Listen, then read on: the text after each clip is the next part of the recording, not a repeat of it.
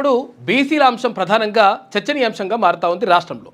ఎందుకనంటే బీసీలకు సంబంధించినటువంటి రిజర్వేషన్ 42% రిజర్వేషన్ ఇక్కడ స్థానిక సంస్థల ఎన్నికల్లో, అటు విద్యా ఉద్యోగాలకు సంబంధించి ఇస్తామని చెప్పేసి గతంలో కాంగ్రెస్ తన మేనిఫెస్టోలో పెట్టింది. తర్వాత ఇక్కడ కామారెడ్డి డిక్లరేషన్లో ప్రకటించింది. అయితే ఈ ప్రకటించినటువంటి నేపథ్యంలో మరి బీసీల వాటా దక్కుతుందా దక్కదా అనే దానిపైన ప్రధానంగా చర్చనీయాంశంగా మారింది. అయితే విషయం ఏంటంటే నిజంగా బీసీలకు 42% రిజర్వేషన్ ఇవ్వడానికి మేము రెడీగా ఉన్నామని చెప్పేసి అసెంబ్లీలో తీర్మానం పెట్టేసి పంపినరు, అయిపోయింది లెక్క. అయితే అక్కడికే చేతులు దులుపుకోవడం కాకుండా తర్వాత మేము అంటే అఖిలపక్ష బృందంతో వెళ్ళి అక్కడ కేంద్ర ప్రభుత్వాన్ని కలిసిన తర్వాత అక్కడ ప్రధానమంత్రి నరేంద్ర మోడీకి వివరిస్తాం.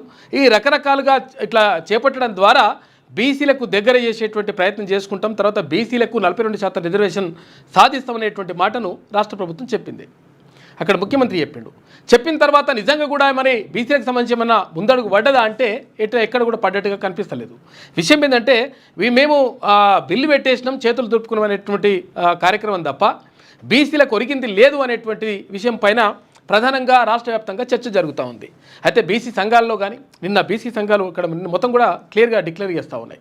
అంటే బీసీలకు సంబంధించి 100% దక్కాల్సినటువంటి వాటా దక్కాలంటే 100% ఈ 42% రిజర్వేషన్ అనేటువంటిది అమలు కావాలి. అయితే 42% రిజర్వేషన్ అమలు అయితే ఏం జరుగుతుంది, లేకపోతే 42% రిజర్వేషన్ అమలు కాకుండా మేము 42% మీకు సీట్లు కేటాయిస్తామంటే ఎట్లా ఏం జరుగుతుంది అంటే 42% రిజర్వేషన్ ఒకవేళ అమలు చేస్తే ఎట్టి పరిస్థితుల్లో ఏంటంటే తప్పని పరిస్థితుల్లో అన్ని పార్టీలు కూడా ఆ 42% ఎక్కడెక్కడైతే కేటాయిస్తారో ఏ గ్రామ పంచాయతీలు కానీ లేకపోతే ఎంపీటీసీలు కానీ జెడ్పీటీసీలు కానీ ఆయా స్థానాన్ని కేటాయిస్తారో తప్పకుండా బీసీలకు మాత్రమే అక్కడ అవకాశం ఉంటుంది. అప్పుడు ఏమవుతుంది, ఆ 42% ఎట్టి పరిస్థితుల్లో బీసీలు మాత్రమే అక్కడ నుంచి ఎన్నికవుతారు. అయితే ఇక్కడ రిజర్వేషన్లో ఎన్నికైన తర్వాత మళ్ళీ ఓపెన్లో ఉంటాయి. మరి ఓపెన్లో ఉన్న వాటిల్లో కూడా బీసీలు అక్కడ పోటీ చేస్తారు. పోటీ చేసిన తర్వాత అక్కడి నుంచి కూడా కొన్ని సీట్లు వస్తాయి. కొన్ని అంటే స్థానాల నుంచి వాళ్ళు సర్పంచులు కానీ ఎంపీటీసీలు కానీ జెడ్పీటీసీలు కానీ ఇక్కడ కార్పొరేషన్లు కానీ ఇక్కడ ఇవన్నీ కూడా అవకాశాలు దక్కుతాయి. కాకపోతే ఏంటంటే మేము 42% ఇచ్చేస్తాం అట్లా అని చెప్పేసి అక్కడ కాంగ్రెస్ పార్టీ చెప్తా ఉంది.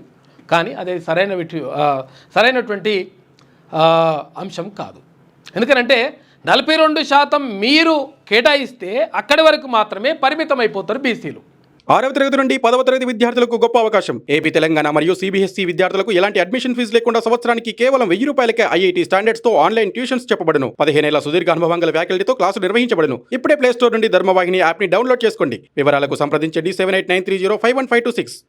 లేటెస్ట్ న్యూస్ తెలుగు మరియు ఇంగ్లీష్ అప్డేట్స్ కోసం ఇప్పుడే క్యూన్యూస్ అఫీషియల్ యాప్ ని ప్లే స్టోర్ నుండి డౌన్లోడ్ చేసుకోండి. సరికొత్త సమాచారాల కోసం క్యూన్యూస్ వెబ్సైట్ ని ఫాలో అవ్వండి. ఛానల్లో ప్రాంతీయ, జాతీయ, అంతర్జాతీయ వార్తలు వీక్షించండి. లైక్ చేయండి.